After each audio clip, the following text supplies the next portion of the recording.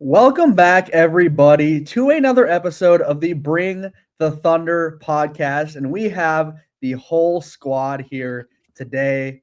We have everybody, all five of us. It's been a while since we've actually gotten everybody on here. But today we got a pretty fun concept for you guys. All five of us have come up with our own Thunder-related topics, which we will get into as we go on.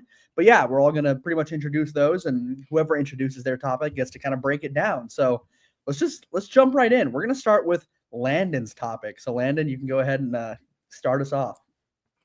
Well, the 2025 offseason's been a busy offseason. So I'm going to go ahead and pick two winners and two losers. There was a lot of action in the West this year, and I think a fairly obvious winner is the Denver Nuggets. They traded MPJ and a first-round pick to the Nets for Cam Johnson. And then they also added more depth, adding Bruce Brown, who was on their championship roster when they won it all. They added Tim Hardaway Jr., who's a nice vet to add to that bench. And then they also added Jonas Valanciunas as a backup to Jokic. That one's more up in the air. He might go to Greece and play, but we'll see. I don't think anything's official on that yet. Mm-hmm. But how do you guys feel? Is that a winner? I mean, I absolutely think it is. I don't think it's like maybe the craziest depth ever, but the fact that it's any depth is more than what they had. You know, I mean, when Jokic isn't playing, they're one of the worst teams in the entire league. And when he's on the court, they're incredible. So anything helps. So yeah, I agree with you. Winner. Yeah. Absolute winner. Mm-hmm. Definitely winner. Biggest winner by far. All right. Well, my second winner is another Western Conference team. Busy offseason for them. The Houston Rockets. Mm-hmm. They got their one option with Kevin Durant, trading away Jalen Green and Dillon Brooks in a pick that became Kamon Maluak.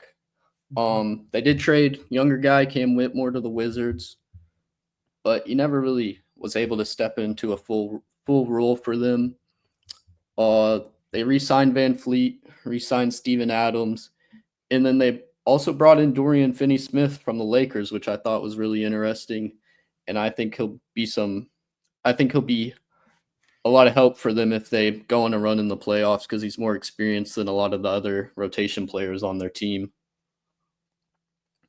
Fair enough. Makes sense to me. I agree with you. I mean, didn't have to give up too much for KD, and getting him on this team now that just won 50 games. I mean, you might as well count that as a win. So yeah, I'm good with that.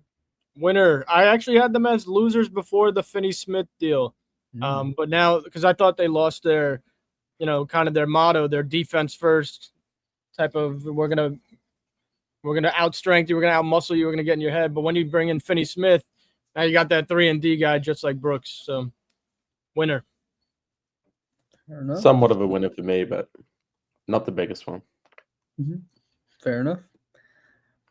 All right. But I think I also forgot to mention they added Clint Capella from the Hawks. But I don't think that's super significant. For losers, I actually have the Lakers as my first one.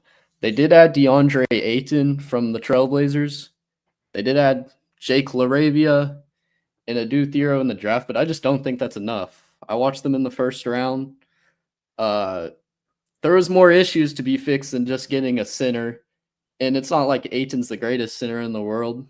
I feel like they could have done better, and I feel like it just doesn't fill all the holes for them. I feel like it's just not enough. Yeah, I mean, that makes sense to me, really. I do like the choice to go get Ayton, in my opinion, but I agree. Watching them in that first round, I mean, they were getting so much hype behind them. And on top of that, they lost Dorian Finney-Smith to the Rockets. Yep. So I don't like what they've been doing. I'll put it that way. Absolute loser. DeAndre Ayton, mid. The team has not one solid defender on it. The starting lineup has no defense whatsoever. Absolute loser. I'm going to disagree. I think they're not complete losers. Like Ayton's a solid center than more people think. He provides a lot of upside. He can dunk. He's great in pick and roll, pick and pop situations. Can't play defense though. They have a defender in I think Jared Vanderbilt, right? So Vando's a pretty solid defender. yeah, Vando's solid. Like He's he pretty can fill in for that same role.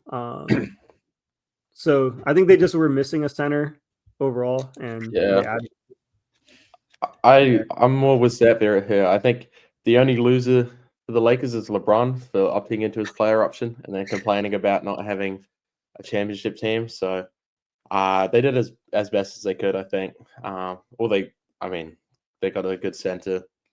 Yeah, That's not fair. much else. Yeah, I do want to say a backcourt of Austin Reeves and Luka Doncic is atrocious defensively. that is true. That is true. We could see Reeves being moved mid-season or something. True. Loser. Right. And then my second loser, it's not anything they did. They didn't really do anything wrong, but it's just the Warriors because they've done nothing. They're basically running it back with the same team. They lost a center in Kevon Looney. He signed with the Pelicans. They're probably going to lose Jonathan Kuminga. Steph Curry's getting older. The championship window's closing. And I think they need more depth. I just don't think their current team's enough. And they haven't really gone out and got anyone. If they do happen to get Al Horford, that changes my opinion a bit. But as of now, I'm just not a big fan of what they've done this offseason. Yeah, I don't have any complaints there. I mean, I think there's some that, in my opinion, have lost worse than that. But that's just like you said, the fact that they've done nothing is not good. So, no, it's just kind of like it's the meme of the poking them with a stick. It's like, come on, they're not doing anything. So yeah, I completely agree with all four of those teams, especially the Warriors. Like you said, championship window is closing. They have stars, but they're all on the back end of their careers, and they did absolutely nothing. Yep. You didn't get better. You might have got worse when you lose Looney. So, loser. Fair enough. Well, I mean, we could all go through real quick and just give our 2 winners and 2 losers just really quickly. So, Savir, you can go ahead and start since you're at the top here. Yeah, I would say Thunder are winners, and I would say the Rockets, same as Landon, are winners as well for obvious reasons for both those teams. I chose the Pelicans as losers because they're going to be a bottom 3 Western Conference team with no pick in the next draft. And then the other loser, I guess I would say, is Portland. They can't really decide on a direction. That's a team that doesn't get mentioned in videos at all, so I wanted to mention them. Like, you pick up Giroux for really no reason. You trade away a high upside point guard and don't really get much back for him. So kind of a confusing offseason for them. Like, they're trying to contend similar to the Pelicans, but they don't realize they're going to be bottom 4. So yeah, fair enough. I agree with that. Yeah, my first winner, I had the Atlanta Hawks. I think the Hawks have been making good moves. I like everything that they're doing. I am looking forward to at least watching them, giving Trae Young some help finally. So I like what they've been doing. And then my other winner was the Magic. I actually love the Magic, kind of seeing the East opening up and making a big trade. They definitely spent a lot, but I like the addition of Desmond Bane, and I think they kind of just got really aggressive seeing the East was open. My losers, the Brooklyn Nets, one of the worst drafts I've seen in quite a while. Just a horrendous draft. And then I really don't like the choice of trading MPJ or trading for MPJ and getting rid of Cam Johnson. I don't like that at all. And then my other loser is the Chicago Bulls. They are continuing to do nothing that helps them at all, and they just lost Lonzo. And I know Lonzo's injury prone, but I just don't like what they're doing. They still have Vooch, and they just shouldn't have him anymore. So Bulls fans are still stuck in purgatory. So yeah. Yeah, go ahead, Jack. Go ahead, Jack. Oh, I was going to say mine, but if you got a comment, go crazy. No, go ahead. Oh, well, I have the same winners, Hawks and Magic, for the same reasons, basically. So I'm not going to say much more about that. And then losers, I have Warriors because they haven't done anything. And then Timberwolves. They lost their best defender, and I don't think they've made any major moves outside of that. And you just come off back-to-back Western Conference final losses, and then you lose your best defender. So, yeah. Yeah, it's actually one I agree with. I'm gonna do one winner, one loser because I agree with like everybody else on the panel. One winner for me, Oklahoma City Thunder. Re-sign Chet, you re-sign Shea, you re-sign Dub, you just won a chip. I think that's a win. And a loser. Actually, I'm not. You guys covered all the losers for me. One more winner. I'm gonna shout them out. The New York Knicks filled out a lot of their depth. Jordan Clarkson, Yabusele, and they keep the same starting five. So I think they're looking better with the depth now because they haven't had a bench in 45 years. Hey, you gotta mention the coach change. 45 years. Yeah, we'll see about that. Fair enough. All right. Well, let's go ahead and move on to our second topic of the day. Joe, you are up with your topic. Let's hear it. Yeah, my topic is going to be ranking your favorite Oklahoma City Thunder team out of the 2025 team, the 2015-16 team, and then the 2012 team. Originally, it's super easy for me to say, oh, my favorite's the championship winner. But I'm an odd man out. I think I enjoyed watching the 15-16 season and the playoff run better just because this OKC team was expected to win this out of me. From my perspective, I think OKC in 2025 was, they were favored in every game they played, so they got it done good as they should. For 15-16, I mean, I think beating the Spurs was incredible. They only lost like a handful of games at home that season, like a handful, and then for them to go in and beat the Spurs in 6 was fantastic. And then obviously that Warriors series, I mean, it was a good series. Obviously they blew it, but I mean, again, a 73 win team, and you take them to 7, you win 3 out of the first 4.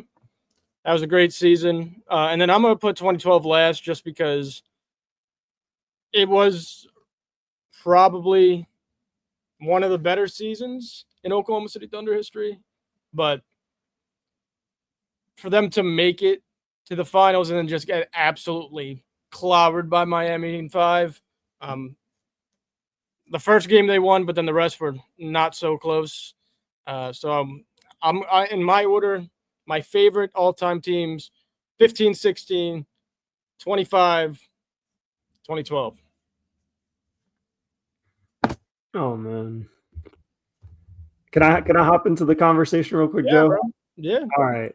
I gotta go with 2012 as my favorite, even though I'd obviously despise KD probably the most on the panel. But for me, like that got me into basketball, that got me into watching Russell Westbrook.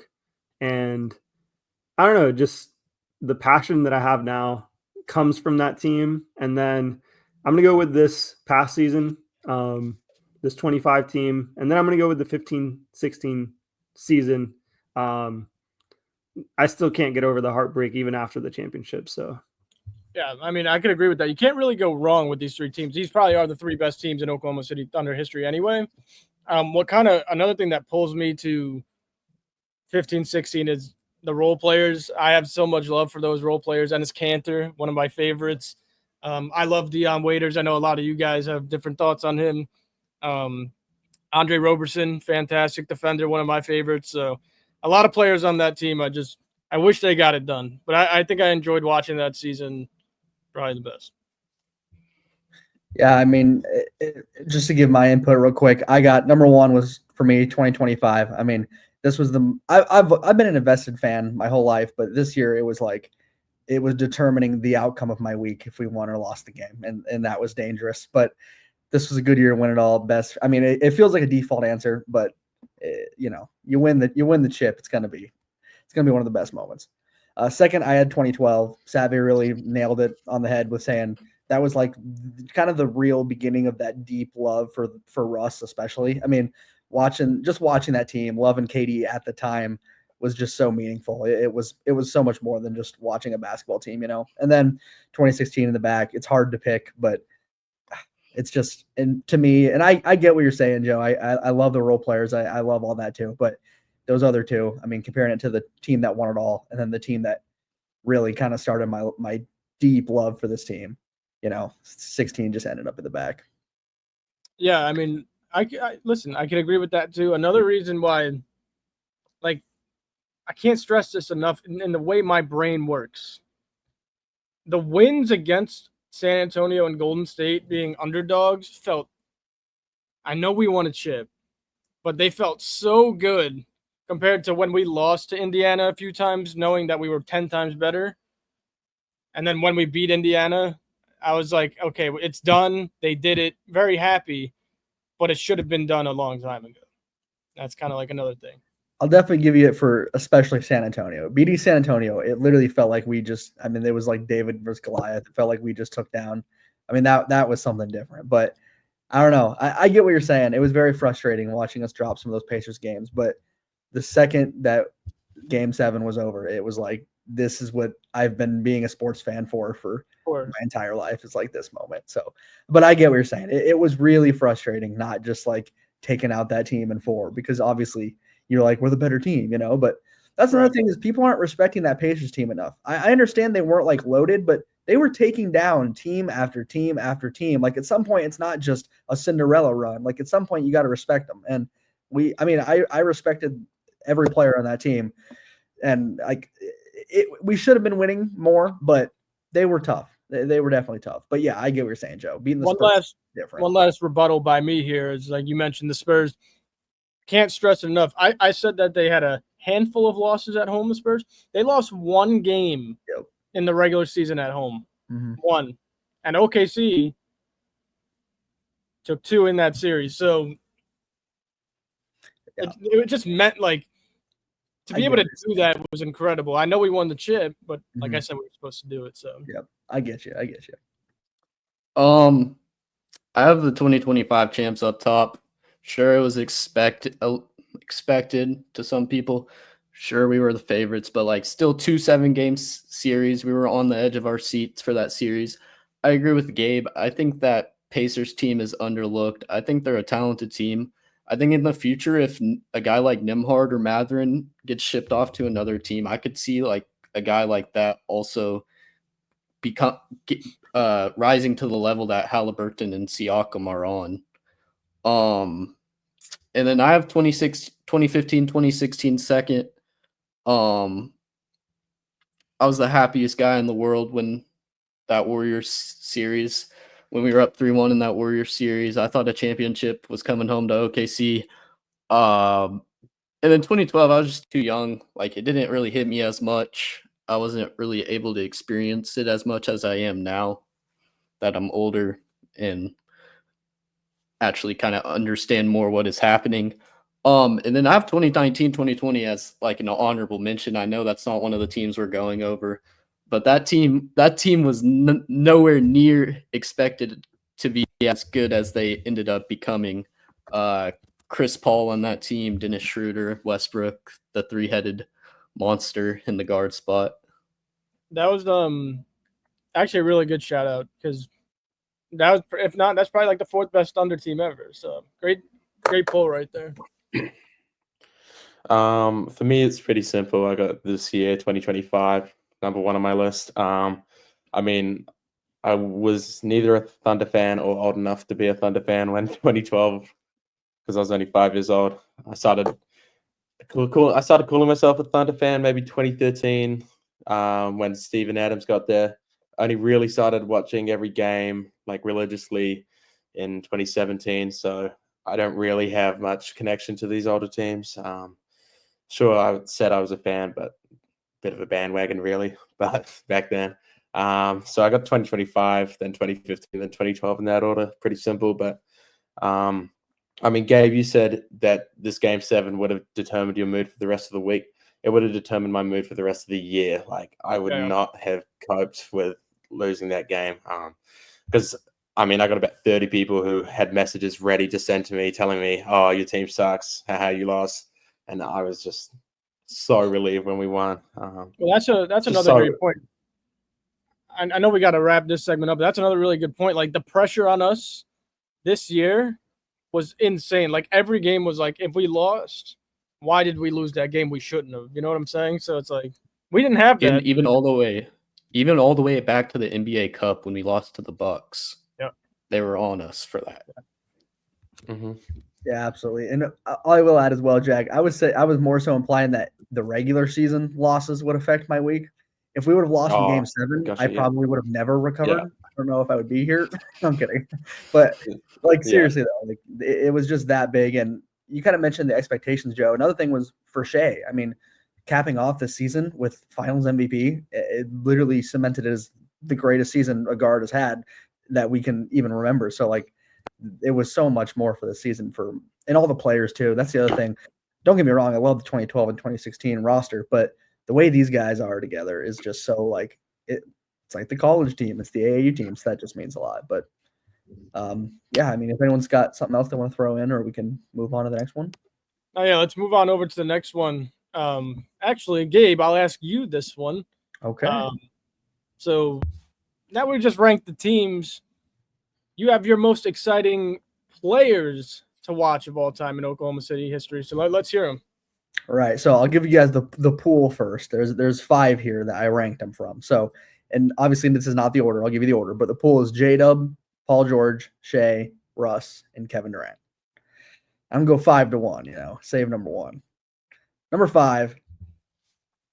This hurt putting this here, but it's got to be, to me, it had to be J-Dub. It's just hard because J-Dub has so much energy, and I love watching him play, but he's younger than these guys, and it was just more of like I'm growing to love watching him play more, but we just weren't, not compared to the nostalgia of these other guys. So number 4, this might be too low, but I don't care, is KD.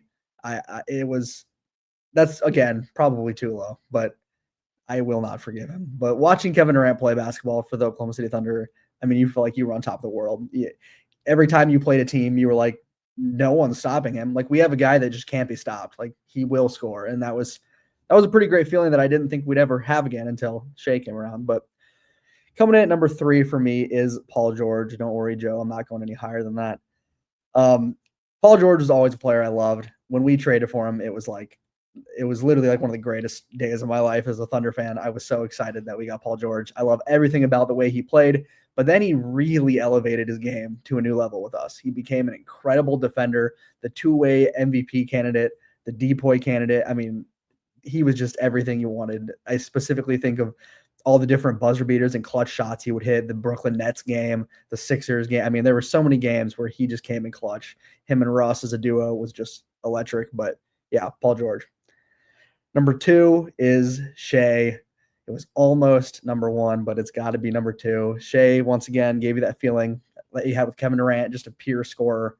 Love watching him get to his spots. But then number 1, the man who made me love the sport, is Russell Westbrook. Most electric player ever. I mean, watching this guy play, watching him get emotive after a huge dunk, watching him hit a 3 and holster him. I mean, everything about Russ was just incredible. So, yeah, that's my list. You guys can either just kind of throw in your own thoughts or whatever. Can I say my list real quick?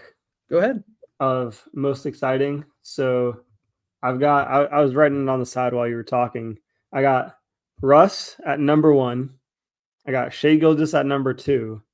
I got Jalen Williams at number 3. And I got Paul George at number 4. And at my number 5 spot, I've got Serge Ibaka.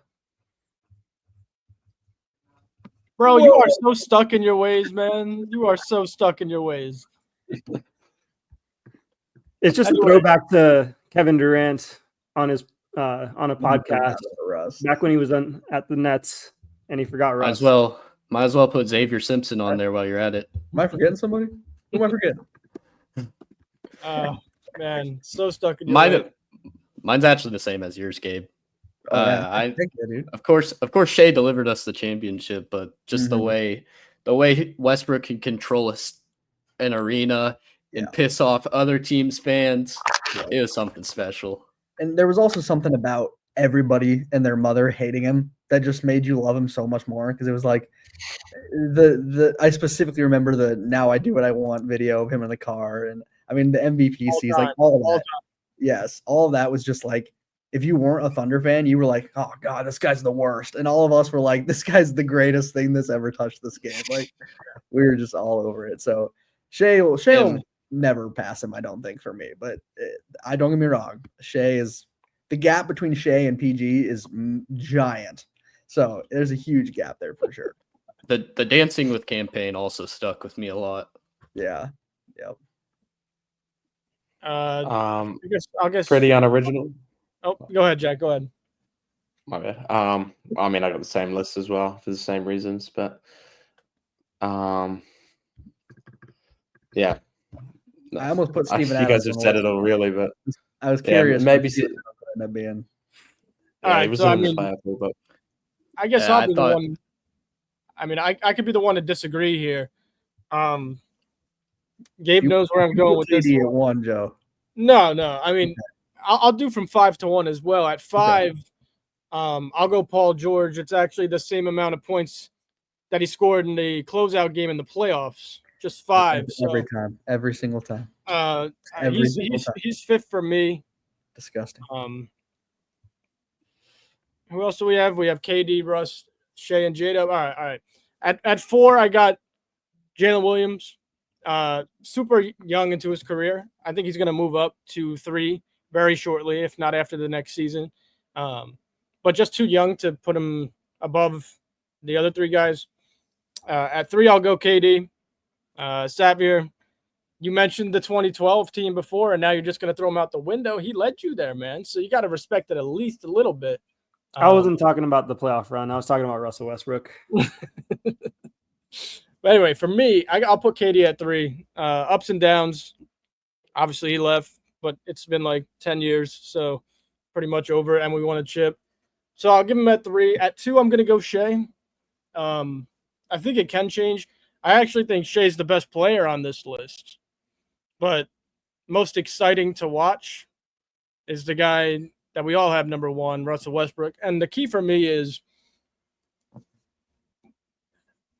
I grew up with Westbrook and I looked up to Russell Westbrook. With Shea, it's like he's like my age almost. So I don't look up to Shea Gilgeous-Alexander, you know what I'm saying? But as a younger guy, you could look up to your, favorite players and most exciting. And Russ was that for me, and I'm sure all of you guys. So no question, most exciting ever, Russell Westbrook. Yeah, I think it's pretty telling that we all have. Why are you laughing at me? Back in my day. I knew it was coming. Oh my goodness. But yeah, yeah. 5 Paul George, 5 points, 5 rating, 5 ranking, all the same. Yeah, you said that already, but yeah, Goodness. it gets less funny each time, Joe. Guys, I have a quick question kind of on topic with this is I think Shea is going to end up being more hated than that Russ MVP season this upcoming season. Because like if we thought like the free throw merchant and all this other stuff was bad this season, he has a ring now, and there's going to be like he's going to be in commercials where he's probably fighting back. He's already made an Instagram post. He's probably going to say stuff during post games. He's going to start leaning in to the villain arc. We've already seen Converse kind of doing that with him. So I think he'll move up to 1 like here soon because he's going to start leaning into that Russ arc of making videos, reacting, things like that. So I think that'll help push him up the list. The thing with me is like I said, I think Shea's already the best, and I think he's going to continue to extend himself as best. But like, I'm never going to see Shea go on a fast break against the Memphis Grizzlies and absolutely just tomahawk that thing, and the crowd goes absolutely insane. I'll see Shea do a lot of good stuff for OKC, hopefully multiple championships, but there's nothing more exciting and gets you pumped up than a Russell Westbrook slam dunk. Nothing in this world. Guys, A lot of your quote unquote villains like your John Morant's, Kevin Durant's, they try to speak stuff into existence, but then it doesn't actually happen. Shea's not really like that. He doesn't do the talk until it actually ends up happening. Yeah, that's true. But I do feel like he's going to start now that he has one. He can talk anytime because he always has that to fall back to. But I was going to say his next development, I know Joe's not here, but his next development phase is going to be doing the tomahawks. Come on, man. I don't know, man. I don't know. It's always going to be the floating 2 hands. Yes. Subtle dunk. The one that looks No like matter he who's in can front of him. even though he can. No more rim rattler, Shay. I'm gonna have to talk to his trainer. I got him on Instagram. I'm gonna send him a DM. We got to get Shay dunking. Get him working on his legs. Yeah, box jumps all summer, Shay. No more 3-pointers. I'll tell you this, Savir. If he ends up throwing down the tomahawks, we'll come back to this moment and we'll be like, Savir called it, but Let's go. I'll be shocked. I will be shocked. Even if he does end up throwing down, we'll be like, man, this is a lot like Russ. It'll be the Shai Gilgeous-Alexander tomahawk. Oh man, that's good. Okay, well, let's go ahead and move on to this next one. I think we're all pretty excited for this one. We got Savir, so go ahead, Savir. What's your topic here? Oh my goodness. Again, Joe's not here. I'm trying to stall a little bit.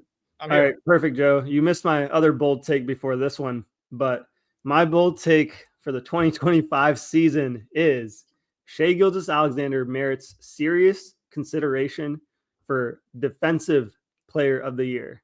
So I think because of the fact that he has a lot of eyes on him, he's going to be in that contention. He's already, I think, like plus 3,000 to 5,000 according to Vegas odds, which is a long stretch for him. But in terms of guard play, we've already seen him across multiple seasons average the most steals as a guard, most blocks as a guard. But similar to his driving impact in the lane, we've also seen him start, coming on the weak side to help defense. And I think that's the next transition in Shai's game is he's going to understand that, hey, I don't need to score the 30 plus every single game, where it's so easy for him to do the 30 that I think once he starts locking in on the defensive end, I think he can get the all defensive team honors this upcoming season, and he's going to turn into a two-way true star. He's going to be top 10 in defensive rating amongst all the players. And I think he's going to lead the league once again steals and also enter into the probably top 5 in blocks this upcoming season because he has so much help defense to do, because that's kind of the position and scheme that Mark puts him into, that he has the highest capability from just a statistical standpoint to make the biggest impact in that way. It won't indicate obviously that he's better than Lou Dort or anything like that, but I think the case will be better for him because we also saw Lou Dort's numbers start to regress with the style of defense, where Lou Dort's role now is just limit the best player on the other team, and it's not really stat based, whereas Shai's is a lot more stat based. So I think the case will be easier to make. Him being an MVP candidate will also help his case, similar to MJ's years.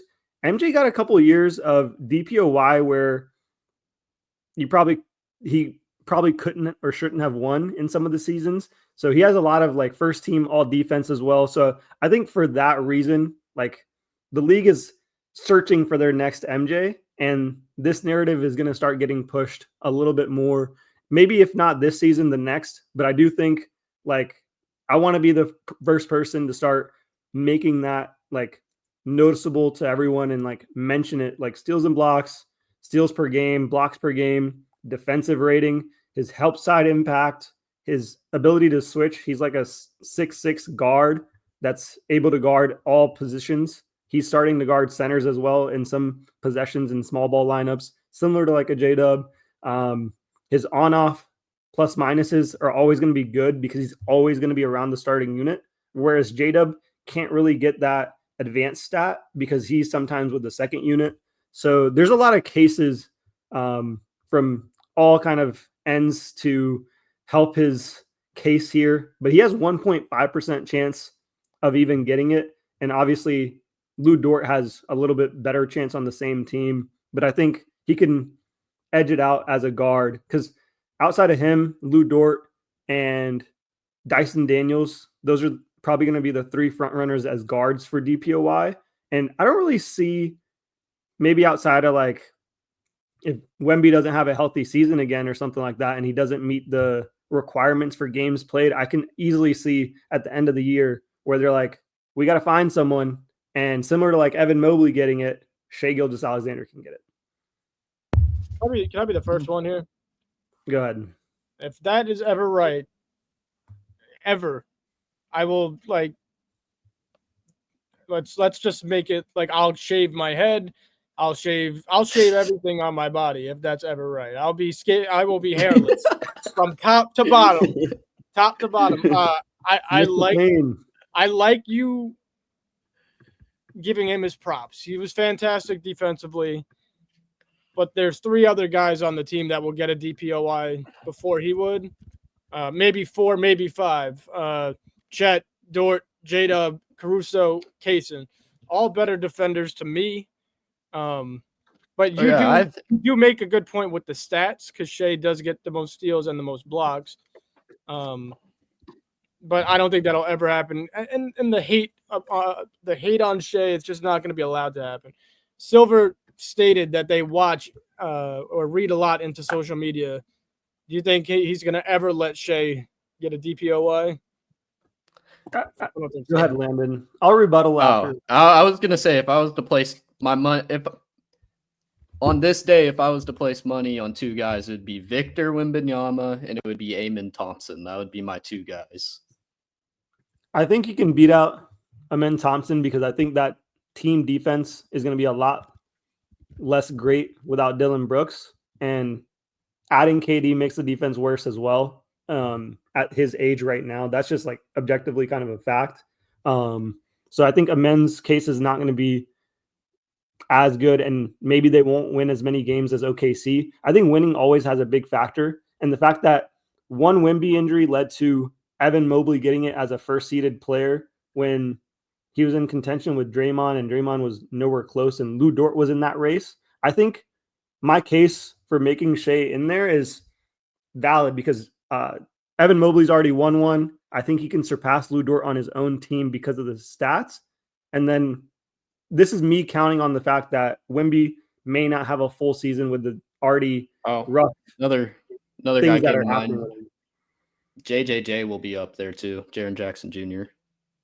Yeah, but I think DPOYs become kind of more of a casual analyst award where they really don't watch the games. Like I've already seen a lot of them have commentary on it, and all the voters for DPOY really look at advanced stats in general. And the one guy I'm going to rely on is Shai Gilgeous-Alexander to stuff that stat sheet all season long.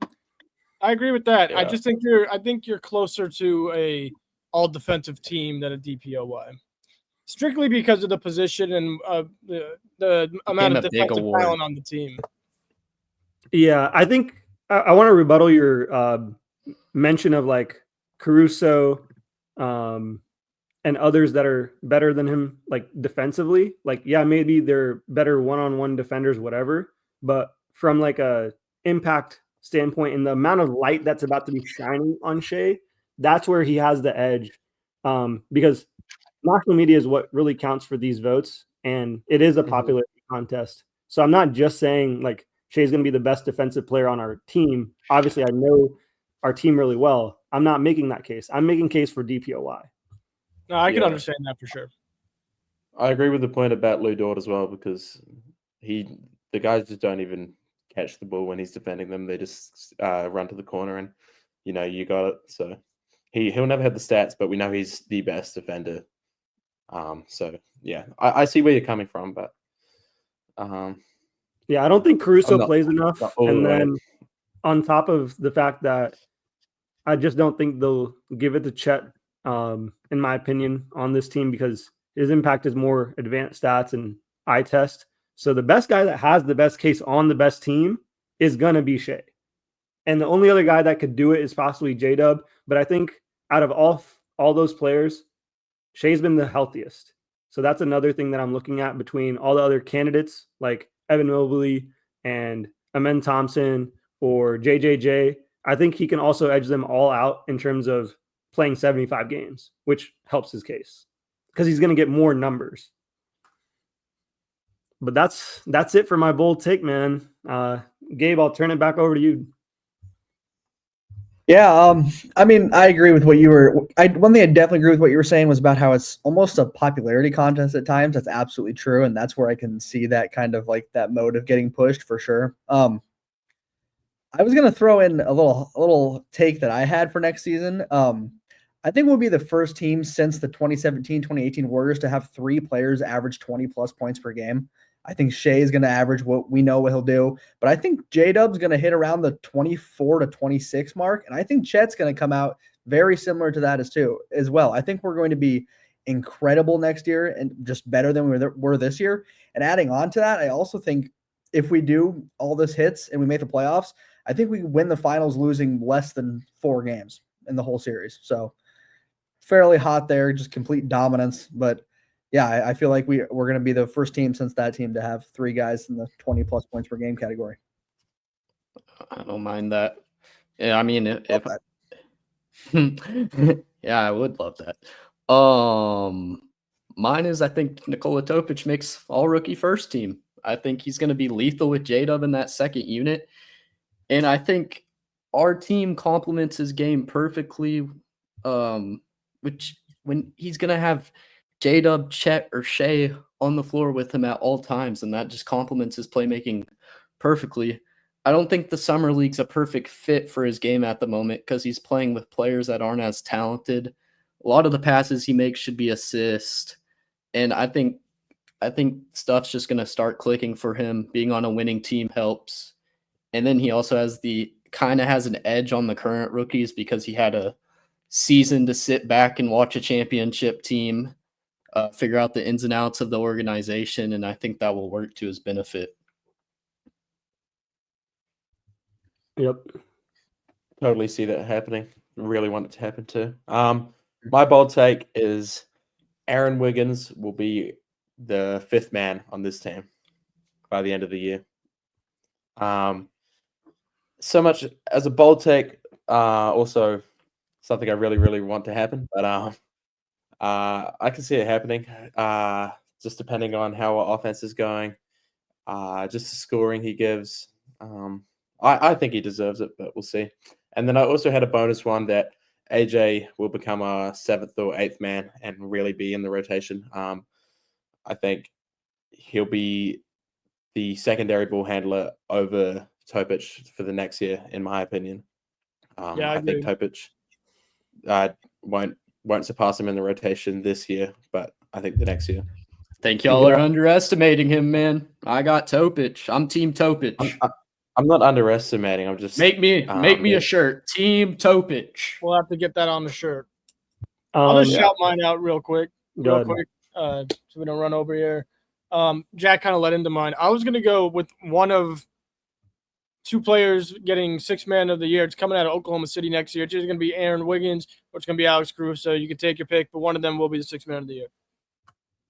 That's fair. Jack, I had a quick question. You said 5th man, as in like 5th starter? Yeah. Me and Joe are just trying to get this man to 6th man at this point, man. I know, bro. Maybe Mark will hear the podcast and give him a shot. Yeah, so if I aim for 5th and then he drops a bit, he'll come to 6th. Then there you go. Don't know how he's going to earn that 5th man spot when during the regular season he plays 5 minutes, then 10 minutes, then 5 minutes again, then 20 minutes, then back down to 3 minutes. He'll have to make the most out of literally every single minute just to get even an odd. But which he does. But yeah, true. Don't get me started on that. I can talk about it all day. I guess it's on to my topic now, right? Yep, yours is the last topic here. So okay, go ahead. So there's a lot of talk about expansion teams. I've seen a lot of salty Seattle fans now that we've won. Anyway, stuff them. What would happen if there was an expansion? Seattle gets a history back. We don't need it. We've won a chip. But we'd have to protect 8 players. Which 8 are you guys protecting? So the way I'd assume it works, I'm just going to go the same way as 2K. That if there was an expansion draft, you would protect 8 players, and then the expansion team can select one of those players. So the 8 I have protected are Shea, Dub, Chet, Dort, the starters. I think that's pretty given for my opinion. And then I have Wiggins, Kaysen, definitely in the top 7. And then the last spot, I've had some trouble filling it out. I was thinking I'd go with one of the younger, either rookies or second years, just for the upside. So Sorba, Topic, or AJ. In the end, yeah, I'm still a little bit undecided, but I'm leaning towards AJ a little more as just a backup ball handler, seeing as you have more wings and power forwards. But I could understand either Sorba, Topic, or AJ for that last spot. And then I was just going to get into the guys who didn't make the cut and a bit why. So either Sorba, Topic, or AJ, the two odd men out. It's because the other guy's the young guy to come in who, and then Caruso, I think he's just too old, really. Like, you're losing these other players. Like, Kaysen could turn into something, maybe not fully replace Caruso, but his role can increase. Caruso's only really going to regress over the next couple of years. Isaiah Joe, he wasn't really in our rotation. We can get a better shooter than him, I think. Jay Will, I don't think he's good enough to protect, really. He's not the top 8 player on our team, neither is Django Kenrich, so that's about it. Any thoughts, comments, or is this hypothetical? Is this hypothetical if the expansion draft was happening this offseason? Yeah. Yeah. Okay. I mean, I could go into mine really quick. First off, I would think it's Vegas. I think it's no doubt Vegas will have a team sooner than later. My top 8, you got to keep the starters. Shea, Dub, Lou, Hartenstein, and Chet. And then my 3 off the bench, I'm keeping Aaron Wiggins, the 6th man of the year, upcoming. I'm keeping Alex Caruso for a veteran leadership over Kaysen. He's still got years left on his deal. I'm keeping Caruso. He was way too important last year, and I still want to win again this year. And I'm keeping J. Will. Because we need our glue guy. He is our glue guy. We need our Jokic stopper. Give me J. Will 10 times out of 10. You know, I'm all board for J. Will Love, Joe. So there is a chance that for me. You need a glue guy, and it's J. Will. Yeah, but the chances of him returning if you don't protect him is still pretty high, because if they choose one player and then the rest come back, I think they'd choose Isaiah Joe, Alex Caruso, Nikola Topic maybe over J. Will. J. Will. I don't hate it, Joe. I don't hate it, Joe. I can't, man. I was gonna say, like, you low-key have to protect Kaysen just for like his contract, his tradability. He's an easy guy to sign and trade. There's like so many factors with him, and he's just so good. It's hard to replace him.